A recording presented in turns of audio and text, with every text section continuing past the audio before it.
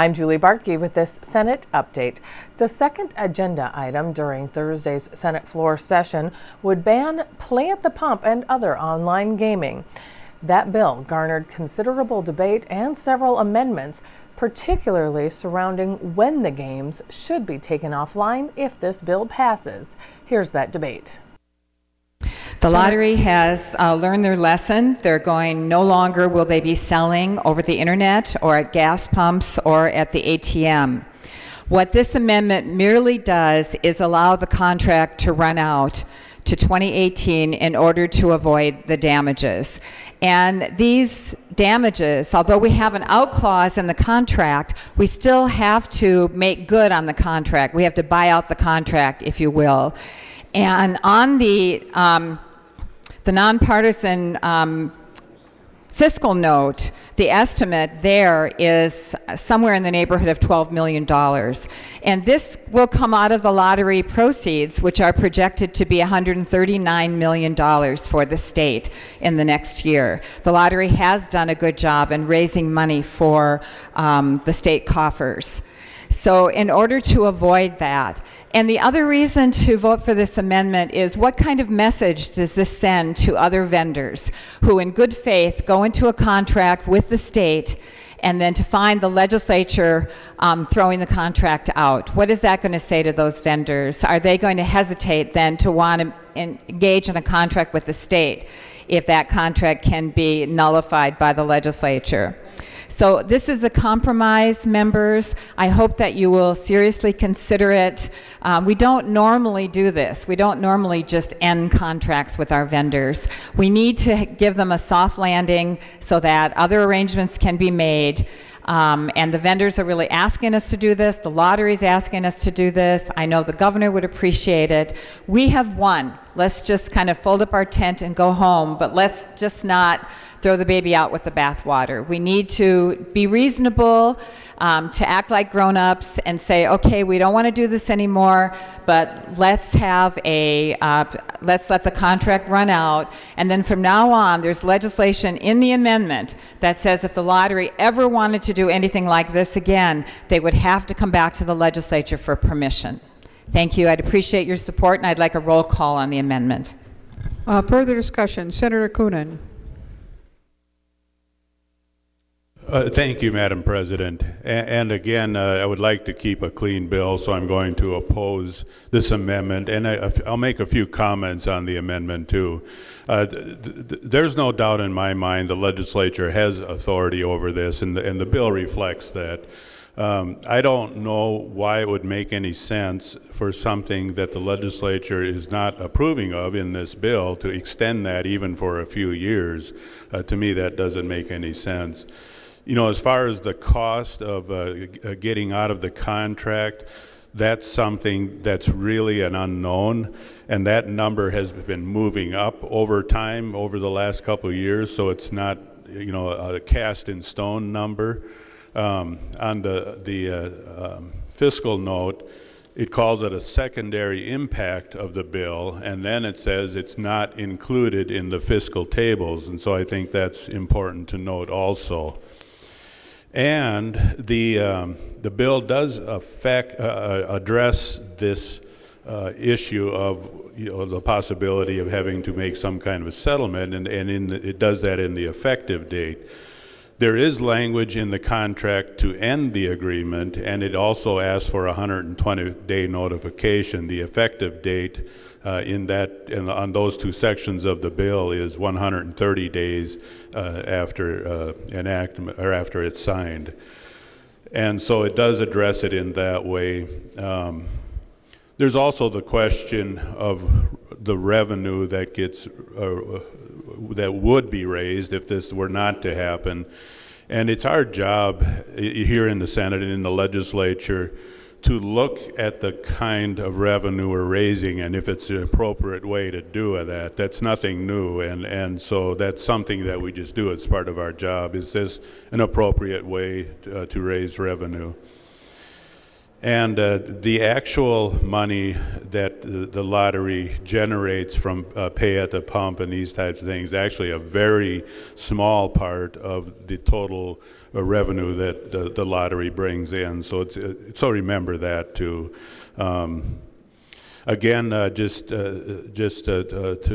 emphasize that I believe that the legislature does have the authority to make these decisions and to extend something that, again, this bill will not approve of, even for a few years. Doesn't make any sense to me anyway.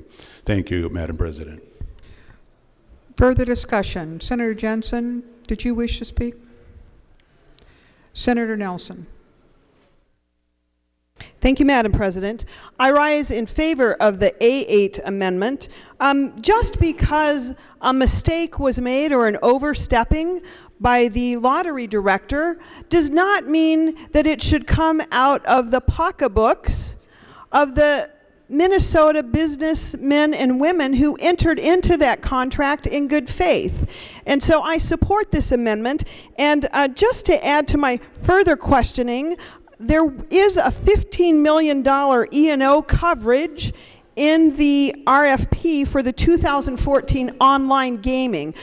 We could not find anything particularly about play at the pump, but if they were consistent, we would hope that that E&O coverage would be there. But Madam President and members, I think in our good faith of our businessmen and women, we should support the A8 amendment.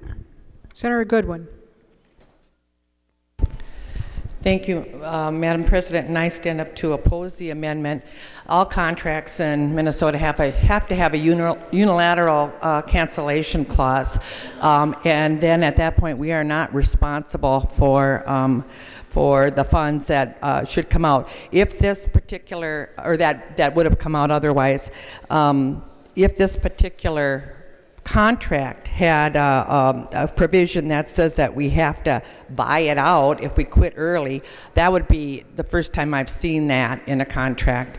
So I think that Senator Koenen was correct in his interpretation of what will happen if this is canceled. I hope that the lottery has learned a lesson from this, because this is an expansion of gambling that should not have happened without legislative approval.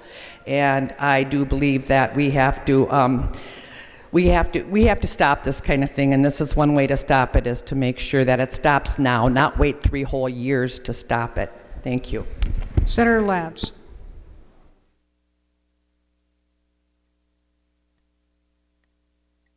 Madam President and members, as to the contracts, it is true there is a statutory provision that requires all contracts with an entity of the state have the ability of the state to terminate the contract, but the statutory provision also provides that those termination clauses allow or require that the state pay the costs to the vendor of terminating that contract.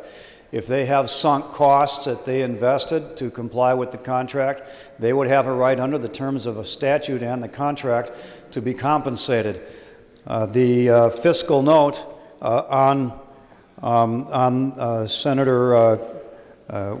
this bill, under Senator Koenen's bill, identifies that compensatory costs may be sought by vendors for the games that the bill would discontinue, perhaps exceeding $12 million.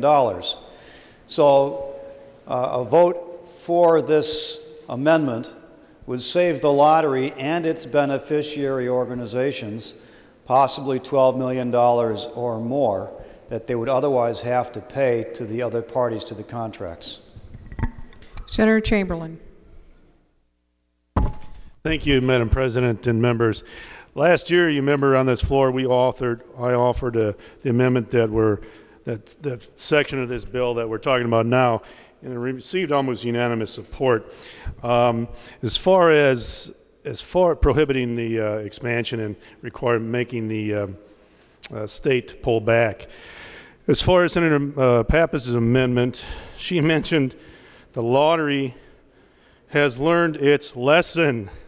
Well, let me tell you, I don't think they have. Because last year, after the amendment passed, the lottery commissioner The lottery commissioner went in front of people and on camera and on the record and said, well, I hope he vetoes that line. Well, the governor did, in spite of a unanimous vote here and in the House. Well, I think Senator Pappas, she authored the bill, so she didn't. But so they went against that. And this year in committee, he's defending the decision. So members and Madam President, there's a lot of reasons you may or may not do something here, but having learned its lesson, I think it was a blatant violation of his authority as it was. When you're in business and you're doing these things, you take the risk.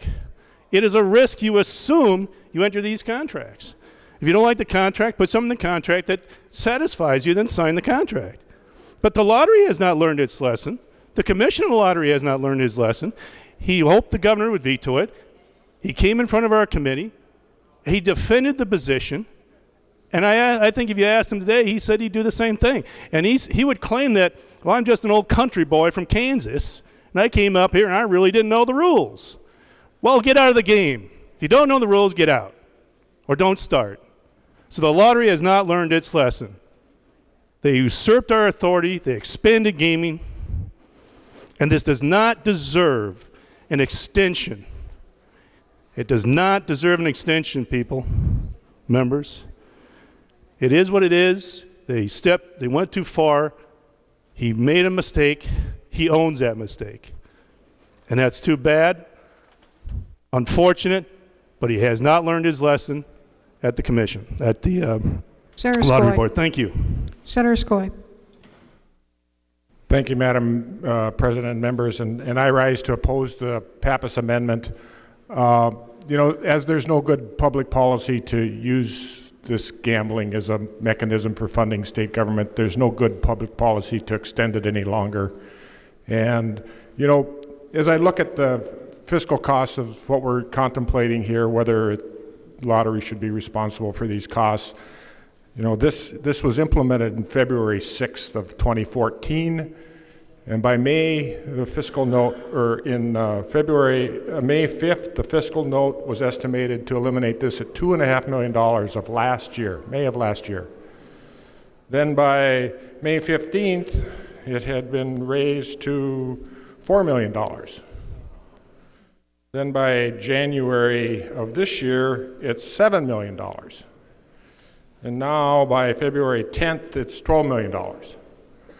I don't know exactly what's going on with the estimates for eliminating this, but either they're doing expansion after our pretty solid message that the Senate wasn't supportive of this, or they're changing their estimates some other mechanism. But for me, there really is no reason to let this be extended. Clearly, they contemplated there is a possibility of early termination, and they have a 120-day notification requirement. The lottery has $30 million in a fund that they're not utilizing all of it. They can use some of that to bear the costs. I would ask for you to support your decision last year and to move Senator Koenen's provision forward clean and not support the Pappas amendment. Senator Eden. Thank you, Madam Chair. I just think the issue comes down to you give your word and you sign a contract and you stand behind it. And that's what the state of Minnesota did in our name. And whether we agree with it or not, it makes fiscal sense, business sense to finish the contracts rather than pay out anything at all.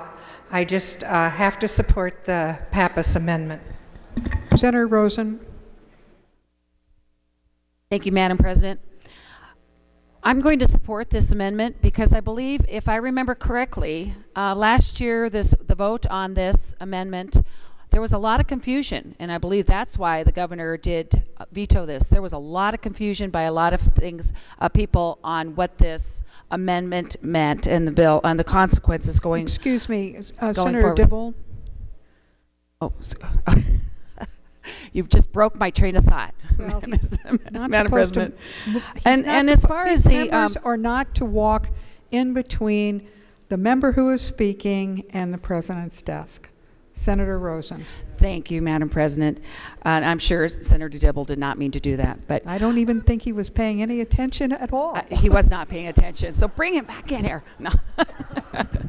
But I do believe that there was a commitment made by the state, whether it was right or wrong. We did commit to these businesses, such as Mike Tichy down at the market in Madison Lake, who has been somewhat reasonable with the pay at the pump. It's not an expansion of gaming, as he thinks. He's actually a very good Republican. He believes it's his right to have that at the pump. It's been a convenience.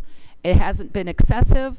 It's been utilized by mothers with their children in the back of the car, by older elderly that don't want to get out of their car to go into the convenience store. So it's been a convenience for them, and he appreciates that. As far as the questionable fiscal note that keeps rising and rising, well, I would like to place my bid on that $12 million. Right now, I want dibs on the $12 million to go to mental health in Senator Lori's bill, because we could use that $12 million. So this is a reasonable compromise. We are going to end this program, but let's stay with our commitment, give the businesses a chance to ease out of this contract, and we move on. Senator Thompson. Thank you, Madam President. I reject the premise that Minnesota agreed and entered into this contract. The executive branch did without legislative authority. And so I don't believe that it was a valid contract in the first place. And when you enter into a contract, one of the things you need to take into consideration is if there are any laws or rules or regulations or other contracts that may in fact make the agreement that you're entering into illegal. And if in fact there was any doubt up front that this would come under scrutiny, as was pointed out by Senator Koenen in his opening comments, both this body and the other body overwhelmingly told the lottery director, don't do this. And the idea that he has somehow learned his lesson, or that department has learned their lesson, they forged right ahead as though it had never happened. Now, I understand the governor vetoed the bill and therefore it didn't become law. But if you want to talk about legislative oversight, we exercised our authority. And as far as the private companies that entered into these contracts, one of the things that you have to do when you are entering into vendor contracts is consider the risk that these contracts may be void, unenforceable, breached, whatever the case may be. And I think that anybody looking at this objectively would have to ask themselves, is this new activity something that is within the purview of the lottery to do on their own without legislative approval? And I think that any company entering into those contracts had to factor that in. And once again, if they didn't a year ago, they certainly saw the train coming down the tracks with the vote of this body and the other body last May. Thank you, Madam President. Senator Nelson. Thank you, Madam President. Well, as the debate has continued on, it's gotten more and more murky. We don't know what the cost would be if the A8 amendment does not pass, and online or pay at the pump. If the governor were to sign that, we don't know what the cost would be to the state. And more importantly, members, we don't know what type of protection the state of Minnesota has. We don't know if we have that E&O, that errors and omission coverage. We should know that. I know that Senate Council is looking at that right now, but I think that's an important piece of information for us to have. It's very hard for us on the Senate floor to vote. In fact, I would say it's difficult to vote on bills when you don't know how much they're going to cost out of the taxpayer's pocket. I certainly don't feel comfortable doing that, and I'm guessing many members do not as well. With that, Madam Chair, I would move we lay Senate File 229 on the table until we can get some of these questions answered.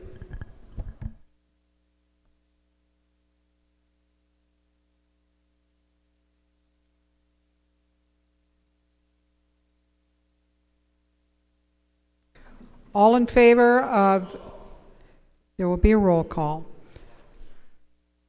The Secretary will take the roll on the motion to lay Senate File 229 on the table. It's non-debatable.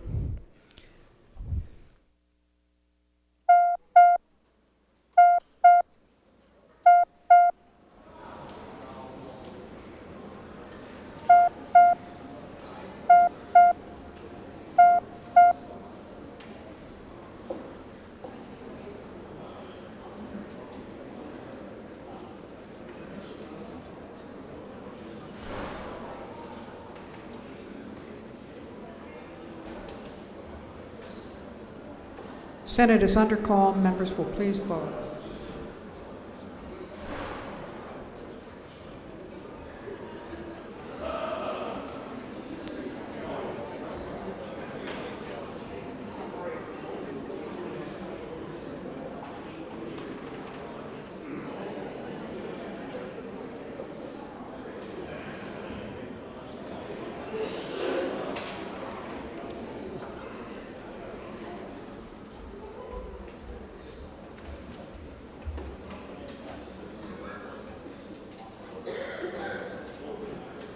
All members having voted, there being 8 ayes and, I'm sorry, Secretary will close the roll. There being 8 ayes and 55 nays, the motion does not prevail. Further discussion of the A8 amendment, Senator Han. Thank you, Madam President. I just wanted to rise and add my voice to those who oppose the amendment. There really is a principle at stake here, and we've heard from other members. There was concern raised immediately when it was proposed by the lottery director that he wanted to do this. I think it was clearly an overreach on his part of the administration, to do this without the consent of the legislature, and that's an important principle that we should stand on. So I think, I don't believe, I share Senator Chamberlain's view that the lottery has learned its lesson. I don't think there's any evidence of that. I think we need to be very clear. We need to send a very clear message that this is not something that we're going to tolerate, and we're not going to tolerate it in the future. And I think a good rejection of this amendment and acceptance of the Koenen bill as it is the way to do that. Thank you. Further discussion of the A8 amendment. Senator Pappas, did you want to make a final comment? Thank you, Madam President. My microphone is working now. I would just urge members to vote for the amendment. It'll provide a more orderly process so that some of these issues, like what Senator Clausen brought up about compensation, what the compensation costs are going to be, it will allow that period of time that Senator Nelson was talking about. There has been confusion. We're not quite sure what the impacts are going to be. Do we really want to take the risk of what the lawsuit could mean and the compensatory damages? I mean, I think the lottery acted in good faith, that they thought they were supposed to make money for us, and they've done a good job at making money. And this bill not only would cost compensatory damages, but it also would be several $1 million lost to both the general fund and the environmental trust fund. And we're scrambling for dollars every day here. So I just feel it's not a very wise move, and that we should be more deliberative. If we really decide that we want to limit what the lottery can do, then let's do it in a thoughtful way and have the 4-year phase out. Thank you. There being 20 ayes and 44 nays, the motion does not prevail. The amendment is not adopted.